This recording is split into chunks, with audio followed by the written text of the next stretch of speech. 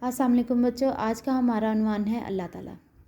اسلام ہمارا دین ہے۔ دین اسلام کی بنیاد اللہ تعالیٰ کو ایک ماننے پر ہے۔ اس سے مراد اس بات پر یقین رکھنا ہے کہ اللہ کا کوئی شریک نہیں، وہ اکیلا ہے۔ کلمہ طیبہ کے پہلے حصے میں اللہ تعالیٰ کے ایک ہونے کا اقرار ہے۔ اللہ تعالیٰ کو ایک مانے بغیر کوئی شخص مسلمان نہیں ہو سکتا۔ اللہ تعالیٰ ہر کام تنہا اور اکیلے ہی کرتا ہے۔ اسے کسی کام میں کسی شریک، ساتھی یا مددگار کی ضرورت نہیں ہے۔